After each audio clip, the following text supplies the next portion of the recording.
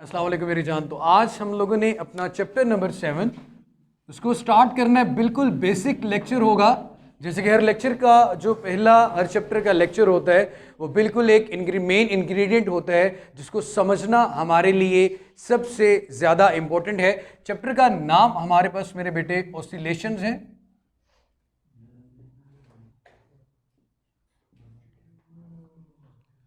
जी मेरे बेटे कोशिश करें कि कंट्रोल करें। अब मेरा बेटा ऑसिलेशन में सबसे पहले हम बात करते हैं, तीन तरह की मोशन है हमारे पास, जैसे कि लीनियर, फिर हमने चैप्टर नंबर 5 में बात की सर्कुलर मोशन की,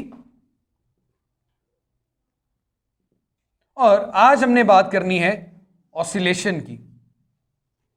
लीनियर जैसे कि एक बॉल एक स्ट्रेट लाइन पे मूव कर रहा हो, जिसे हम लीनियर मोशन कहते हैं। एक बॉडी एक फिक्स पॉइंट के गिर्द रिवॉल्व कर रही है, उसे हम एंगुलर मोशन या सर्कुलर मोशन में कह लेते हैं। What is the meaning of oscillation? एक फिक्स्ड पॉइंट के to and fro, back and forth move करना, एक्सेप्ट सर्कुलर मोशन, उसे हम क्या नाम देते हैं? ऑसिलेशन का। मैं सिर्फ ऑसिलेशन की बात कर रहा हूं, अभी मैंने सिंपल हार्मोनिक मोशन या हार्मोनिक्स की बात नहीं की। ये सिर्फ एक ऑसिलेशन की है। स्प्रिंग भी ऑसिलेट करता है। आप किसी बंदे को प्रेस करके मतलब फोर्स लगाकर झुला दे रहे हो, वो भी ऑसिलेशन है। लेकिन जरूरी नहीं कि हर ऑसिलेशन सिंपल हार्मोनिक मोशन ही हो। तो किसको सिंपल हार्मोनिक मोशन कहते हैं उसको आज डिस्कस करेंगे, लेकिन किसको नहीं कहते वो भी डिस्कस होगा। अब मेरे बेटे टू एंड फ्रो या बैक एंड फोर्थ मोशन, इसको सिंपली हमने नाम दे दिया, क्या नाम देंगे हम? ऑसिलेशन का। सबसे पहले मेरे बेटे हमारे पास दो तरह की ऑसिलेशंस होती हैं। Again simple harmonic motion type oscillation की ही है, लेकिन अगेन ये क्लियर कर दूं कि ऑसिलेशंस हमारे पास मेजर दो तरह की होती हैं। ये कुछ चीजें आपकी बुक में लिखी हुई हैं और कुछ चीजें आपकी बुक में नहीं लिखी हुई, इसका जरा ख्याल कीजिएगा। एक को मेरा बेटा नाम देते हैं सिंपल हार्मोनिक मोशन का, और एक को हम नाम देते हैं ड्रिवन हार्मोनिक मोशन का। एक हमारे पास सिंपल हार्मोनिक मोशन है और दूसरा आपके पास क्या मेरा बेटा? Driven harmonic motion. Simple harmonic motion का मतलब फ्री ऑसिलेशंस। क्या होगा बेटा? फ्री ऑसिलेशन, कि आपको उस पे कॉन्टिन्यूसली कोई फोर्स नहीं लगानी पड़ती, उसमें फ्री नेचुरल फ्रीक्वेंसी की वजह से फ्री ऑसिलेशंस मौजूद हैं। ऐसे हार्मोनिक मोशन को हम सिंपल हार्मोनिक मोशन का नाम देते हैं। ऐसे हार्मोनिक मोशन को हम सिंपल हार्मोनिक मोशन का नाम देते हैं। जैसे कि एक स्प्रिंग को स्ट्रेच करने के बाद आप रिलीज करते हो, टू एंड फ्रो मूव कर रहे हैं। लेकिन अगर आप बात करो मेरे बेटे ड्रिवन हार्मोनिक मोशन को, बहुत से सिस्टम जो नेचुरल फ्रीक्वेंसी के साथ ऑसिलेट करें, ऐसे सिस्टम जो नेचुरल फ्रीक्वेंसी के साथ बैक एंड फोर्थ मूव करते रहें, जैसे कि आप ये भी कह सकते हो मेरा बेटा कि एक मॉलिक्यूल अपनी वाइब्रेटरी मोशन हमेशा कंटिन्यू रखते हैं, तो वो भी तो ऑसिलेशन हो सकती है ना। अब मेरे बेटे हम अपनी बुक में सिंपल हार्मोनिक मोशन में motion of a mass attached to a spring पढ़ते हैं, सिंपल पेंडुलम को पढ़ते हैं, या फिर जब इसकी डेरिवेशन करेंगे तो यूनिफॉर्म सर्कुलर मोशन के साथ मिला के कंपैरिजन करके इसकी डेरिवेशन करेंगे। लेकिन फिलहाल what is the meaning of ड्रिविंग harmonic motion? ड्रिविंग का मतलब है आपको इस पे क्या करनी पड़ती है? ऑसिलेशन खुद से पैदा नहीं होती, बाय फोर्स ऑसिलेशन पैदा करनी पड़े। किसकी वजह से मेरा बेटा? By force. अगर आप ऑसिलेशंस पैदा कर रहे हो तो उस मोशन को क्या कहते हैं मेरा बेटा? Driven harmonic motion. क्या नाम देंगे मेरा बेटा? Driven harmonic motion. इसमें फ्री ऑसिलेशंस थी, तो इसमें मेरे बेटे आपके पास क्या होंगी? Forced oscillations.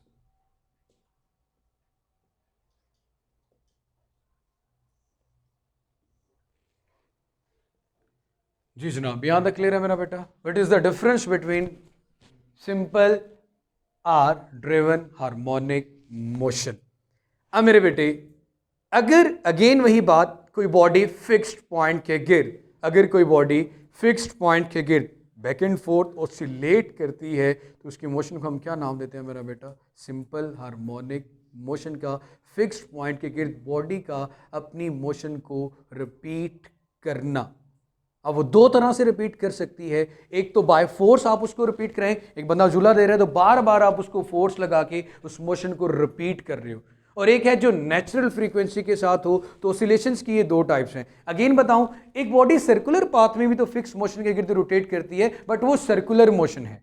सर्कुलर मोशन के अलावा जो मोशन आपके पास सेमी सर्कल में हो या टू एंड फ्रो हो या बैक एंड फोर्थ हो, उसे हम क्या नाम देंगे? ऑसिलेशन का। अब मेरे बेटे ऑसिलेशन, और इन्हीं चैप्टर में आपने एक डेफिनेशन वाइब्रेटरी मोशन की भी पढ़ी होगी मेरा बेटा। किसकी मेरा बेटा? Vibratory motion. Simple to and fro motion of a body about its mean position is called vibratory motion. To and fro. अब देखो, जब सिंपल हार्मोनिक मोशन को डिफाइन करते हो तो ये नहीं लिखते।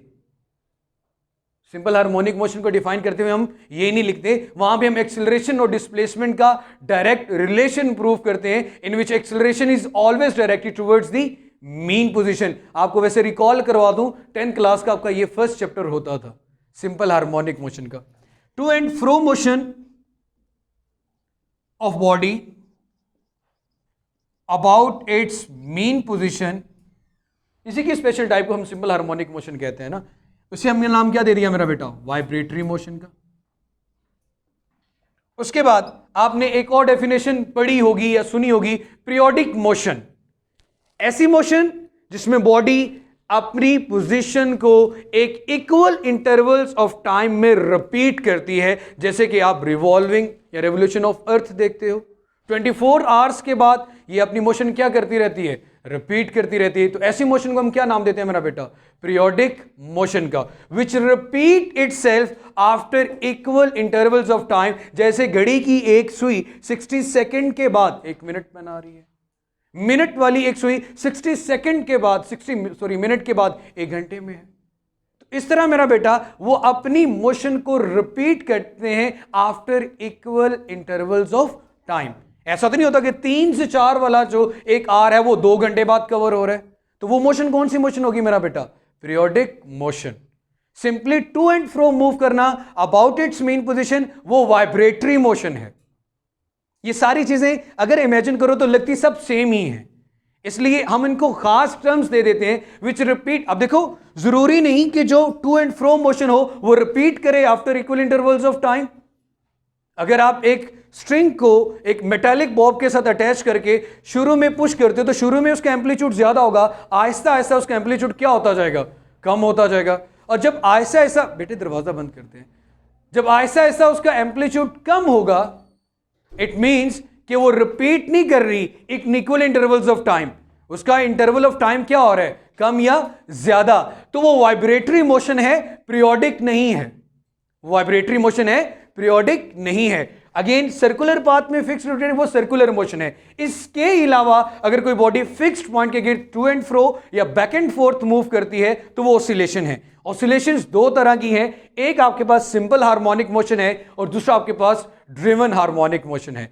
अगर बॉडी अंडर नेचुरल फ्रीक्वेंसी, दरवाजे बंद बच्चे, अगर body under natural frequency oscillate करती है तो उसको मेरा बेटा हम नाम देते हैं सिंपल हार्मोनिक मोशन का। और अगर बॉडी मेरा बेटा by force oscillations to and fro move कर रही है तो उसे मेरा बेटा हम क्या नाम देते हैं? ड्रिवन हार्मोनिक मोशन का।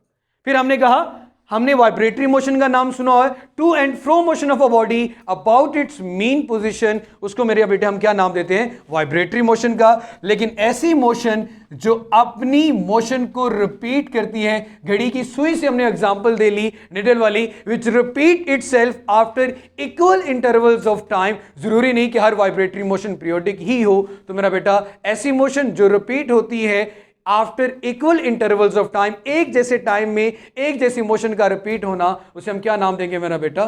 पीरियोडिक मोशन का। Motion that repeat itself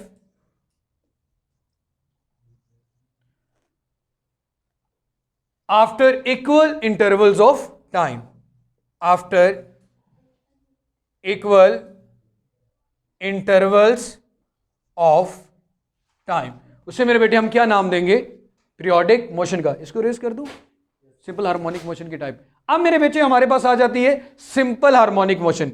vibratory की बात कर ली, ऑसिलेशन की बात कर ली, पीरियोडिक मोशन की बात कर ली। हमारे चैप्टर में मेन कंसर्न किसके साथ होगा? हमारा सिंपल हार्मोनिक मोशन के साथ।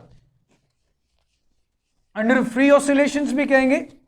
अब मेरे बेटे, सिंपल हार्मोनिक मोशन की definition, special type of vibratory motion in which acceleration is directly proportional to the displacement which is always directed towards the mean position। एक चीज याद रखना, जिस तरफ फोर्स, अफेक्टिव फोर्स हो, एक्सेलरेशन हमेशा उस डायरेक्शन में होता है, या जिस डायरेक्शन में एक्सेलरेशन हो, फोर्स हमेशा उस डायरेक्शन में होती है। रियल एंड अपेरेंट वेट में भी हम यही चीज ऑब्जर्व करते थे, उस फोर्स को पहले लिखते थे जिस फोर्स में क्या होता था मेरा बेटा?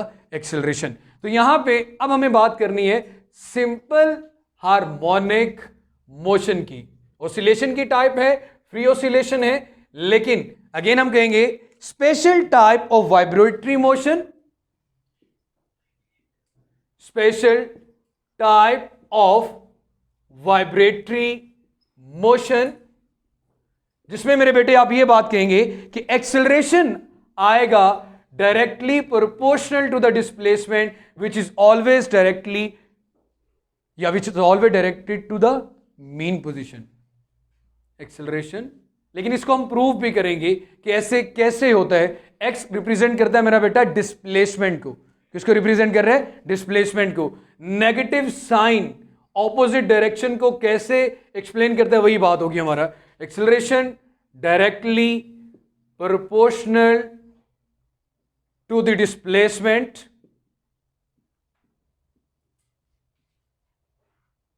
which is always directed towards the mean position, which is always directed towards mean position, जो हमेशा किसकी तरफ होती है मेरा बेटा? मीन पोजीशन की तरफ। ऐसी मोशन को हम क्या नाम देते हैं? सिंपल हार्मोनिक मोशन का। अब सबसे पहले मेरे बेटे हम यहाँ पे प्रूफ करेंगे basic equations of simple harmonic motion. हाँ, अगेन एक और चीज़ जिसके साथ आपका सामना होगा इस चैप्टर में, वो है रिस्टोरिंग फोर्स। कौन सी फोर्स मेरा बेटा? Restoring force. According to the Hooke's law, according to the Hooke's law भी कहते हैं F is equal to minus के एक्स। ऐसी फोर्स जो ऑब्जेक्ट को मजबूर करती है कि अपनी ओरिजिनल पोजीशन को रिटेन करो, ऐसी फोर्स को हम क्या नाम देते हैं मेरा बेटा? रिस्टोरिंग फोर्स का। क्या नाम देते हैं? स्प्रिंग को जितना ज्यादा स्ट्रेच करते थे, स्ट्रेन उतना ही ज्यादा प्रोड्यूस होता था। F डायरेक्टली, अब देखो स्प्रिंग को मैं अपनी तरफ खींचूंगा, रिस्टोरिंग फोर्स उसको कैसे लेके जाएगी? बैकवर्ड डायरेक्शन में। F और X में कौन सा साइन आएगा? Negative sign. अभी उसको एक्सप्लेन करते हैं। यहां तक हो गया मेरा बेटा? जनाबे वाला हो गया? इसको रेस कर दूं मेरे बेटे, ताकि हम प्रूव करें simple harmonic motion in mass attached to a spring system. Motion of mass attached to a spring perform simple harmonic motion and how. अब जरा देखिएगा मेरे बेटे, आप एक फ्रिक्शन लेस सरफेस लेते हैं, जो कि आइडियल केस है। इसमें आपने एक स्प्रिंग को अटैच किया और उसके एंड पे एक मैस M अटैच कर दिया। अगेन मेरे बेटे, इनिशियली ऑब्जेक्ट जिस स्टेट में है, मीन पोजीशन उसे कहते हैं, और मीन पोजीशन को आप यहां पे ऐसे एक्सप्लेन करोगे, वो पोजीशन जहां पे ऑब्जेक्ट इक्विलिब्रियम में हो। ऑब्जेक्ट इक्विलिब्रियम में तब होता है जब उस पर लगने वाली तमाम फोर्सेस का इफेक्ट जीरो हो और उसमें एक्सेलरेशन की वैल्यू भी क्या हो? जीरो हो। तो ये जो कंडीशंस आती हैं, तो हमारा ऑब्जेक्ट उस वक्त किस पोजीशन में होता है मेरा बेटा? इक्विलिब्रियम में। और टू एंड फ्रो मोशन में जब ऑब्जेक्ट इक्विलिब्रियम पोजीशन में हो, तो उस पोजीशन को हम क्या नाम देते हैं? मीन पोजीशन का। क्या नाम देंगे मेरा बेटा? मीन पोजीशन का। अब मेरे बेटे, अगर आप स्प्रिंग को स्ट्रेच करते हैं, याद होगा आप लोगों ने 9th क्लास में elasticity, Young's modulus, stress, strain, ये चीजें पढ़ी थी। आप जब स्प्रिंग को स्ट्रेच करते हो, सपोज वो O से A तक आ जाता है, स्प्रिंग की लेंथ में जो चेंज आया वो X है। फोर्स लगाने से चेंज आ गया मेरा बेटा। अब जो आपने फोर्स लगाई, इस फोर्स की वजह से रिस्टोरिंग फोर्स B एक्शन में आ गई और Newton second law of motion भी एक्शन में आ गया। एक्सेलरेशन B पैदा हो गया क्योंकि वेलोसिटी में क्या आ गया, चेंज। और जब आप स्प्रिंग को अपनी तरफ स्ट्रेच करोगे, इसकी इलास्टिसिटी इसको मजबूर करेगी कि भाई अपनी ओरिजिनल पोजीशन को दोबारा फिर क्या करो, रीअटेन करो। उस फोर्स को हम क्या नाम देते हैं, रिस्टोरिंग फोर्स का। एक्स इस डायरेक्शन में है, रिस्टोरिंग फोर्स क्या आ रही है, इस डायरेक्शन में। दोनों में आपके पास कौन सा साइन आएगा मेरा बेटा, ऑपोजिट साइन। अब मेरे बच्चे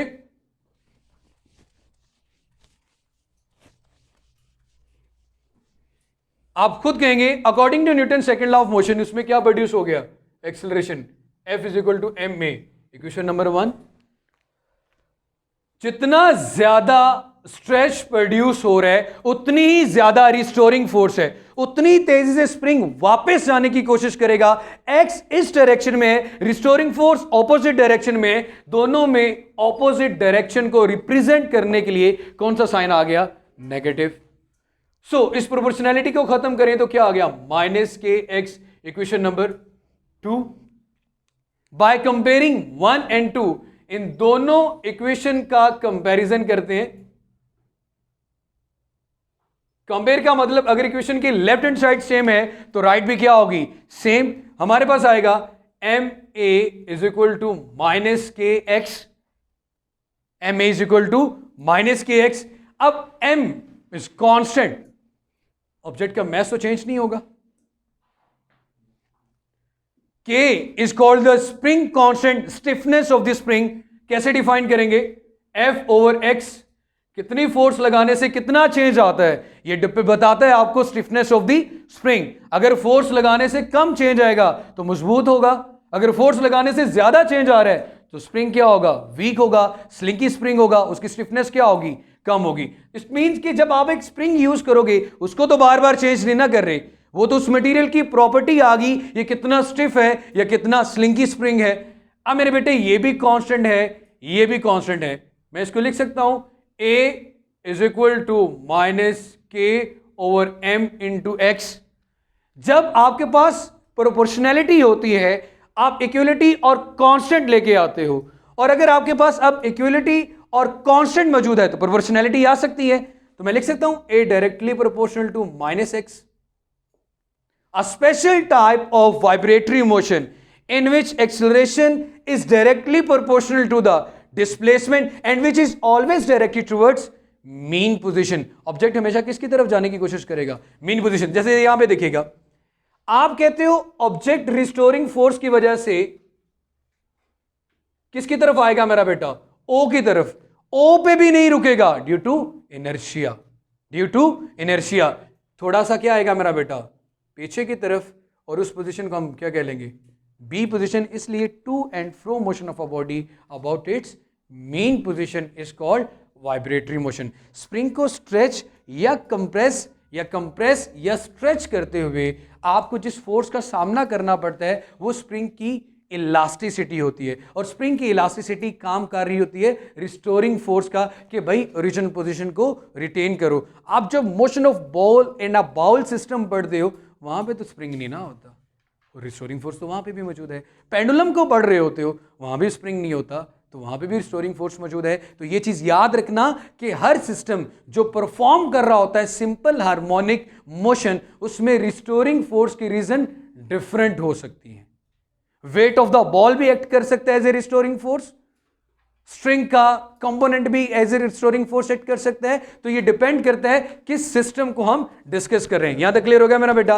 अब ये बच्चा, ये जो इक्वेशन है, ये जो एक्सेलरेशन आपके पास आया a is equal to minus k over m into x, इसका comparison angular motion centripetal acceleration के साथ भी किया जा सकता है, क्योंकि आपने यहां पे ये जो मोशन है इसको प्रूव करना है कि यूनिफॉर्म सर्कुलर मोशन में भी आपके पास यही फॉर्म आती है। एक ऑब्जेक्ट ऐसे जब डेरिवेशन करेंगे, ये मीन पोजीशन पे है, मीन से कहां पे चला गया? एक्सट्रीम पे। एक्सट्रीम से दोबारा कहां पे आ गया? मीन पे। मीन पे दोबारा फिर क्या आ गया? नेगेटिव एक्सट्रीम पे। जैसे ऑब्जेक्ट कहां पे गया? ओ से ए से दोबारा फिर कहां आया? ओ से बी, दोबारा फिर कहां पे आ गया? ओ पे। तो इसलिए हम इसकी डेरिवेशन करते हुए किसकी हेल्प ले लेते हैं? यूनिफॉर्म सर्कुलर मोशन की, जो सबसे टफ टॉपिक भी समझा जाता है लेकिन सबसे आसान और मजेदार भी होता है कि आपको यह चीज पता चल जाती है कि यार ये इक्वेशंस आई कहां से। How acceleration is equal to minus omega square x. Clear हो गया मेरा बेटे? अब यहां पे अगर मैं ओमेगा स्क्वायर इन दोनों इक्वेशंस का कंपैरिजन करूं तो मेरे पास ओमेगा स्क्वायर किसके को आ जाएगा? के ओवर एम के। एंगुलर फ्रीक्वेंसी आ सकती है। एंगुलर फ्रीक्वेंसी का मतलब है के ओवर एम के इक्वल होती है स्क्वायर रूट के अंदर आ जाए तो मैं एंगुलर फ्रीक्वेंसी को स्प्रिंग के कांस्टेंट को मैस के साथ डिवाइड करके भी क्या कर सकता हूं मेरा बेटा? कैलकुलेट कर सकता हूं। यहां तक क्लियर हो गया? हुआ भाईजन कि नहीं हुआ? ठीक है, टाइम बताएं कितना रह गया, फिर उसके बाद मजीद बातें करते हैं। चले मेरा बेटा, कल बात करेंगे। वैसे थोड़ी सी चीजें हम डिस्कस कर लें। वाइब्रेशन का मतलब क्या होता है? One complete round trip of a vibrating body about its mean position. One complete round trip. एक बॉडी जब अपना एक चक्कर मुकम्मल कर लेती है अपनी फिक्स पोजीशन के गिर्द, उसे हम क्या नाम देते हैं? वाइब्रेशन का। ऑसिलेशन भी कहते हैं, रेवोल्यूशन भी कहते हैं, साइकिल भी कहते हैं, जब एक बॉडी अपना एक चक्कर मुकम्मल कर लेती है। अब बॉडी को अपना एक चक्कर मुकम्मल करने में जितना टाइम लगता है उसको क्या कहते हैं मेरा बेटा? Time period. Time period, time की कोई भी फॉर्म हो, यूनिट हमेशा क्या आता है बेटा? सेकंड। अब एक सेकंड में कितनी ऑसिलेशंस या कितनी वाइब्रेशंस कंप्लीट होती हैं? Number of vibrations divided by time, उसे क्या कहते हैं? फ्रीक्वेंसी। क्या कहते हैं मेरा बेटा? Frequency. F is equal to n. N क्या है? Number of vibrations divided by time. इसका यूनिट मेरा बेटा आपके पास होता है हर्ट्ज, या फिर इसका यूनिट होता है पर सेकंड। क्लियर हो गया मेरा बेटा? कल बात करेंगे। अपना बहुत सारा सा ख्याल रखें, खुश रहें, आबाद रहें और चैनल भी सब्सक्राइब कर लें। अल्लाह।